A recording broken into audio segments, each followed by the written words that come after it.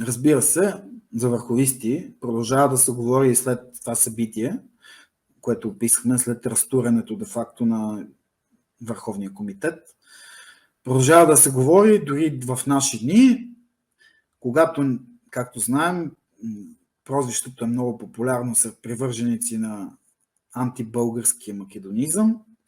Съвременните македонисти обичат да наричат върховисти всички, които защитават българската идентичност на революционерите от ВМРО, намеквайки по този начин, че те са привърженици на една българска империалистическа политика за завладяването на Македония, един грях, в който на времето са обвинявали истинските върховисти, начало с генерал Цончев, поне според мен, доколкото аз си изградих някаква гледна точка след прочитането на документи от епохата. Това обвинение се е дължало най-вече на добрите връзки и отношения между Цончев и българския княз тогава Фердинанд. Обаче за сега не съм виждал в изворите сигурни доказателства за връзката и зависимостта между политиката, на която провежда Върховния македоно-одрински комитет, при управлението на генерал Цончев и българския монархически двор. Освен това, както вече видяхме, върховистите, независимо от временните им конфликти с ВМРО, се показват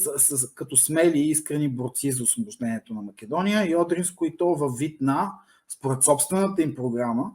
провъзгласяването на Македония и Одринско за автономни области, а не прякото им присъединяване към България. То е същата програма, която де-факто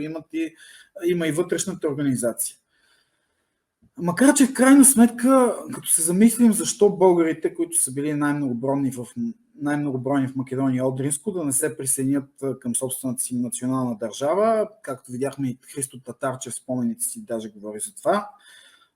и говори, че при основаването на вътрешната организация това е било коментирано.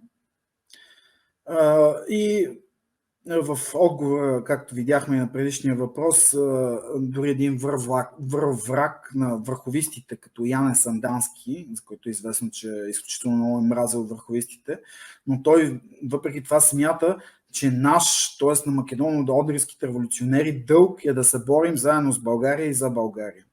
Така че начинът, по който съвременните македонисти виждат върховистите и който най-вероятно съвпада и с най-популярната гледна точка днес за тях в съвременна Република Македония, всъщност едва ли отговаря на истината. Да не говорим, че независимо от това дали са си представили бъдещето на Македония и Одринско като отделни държави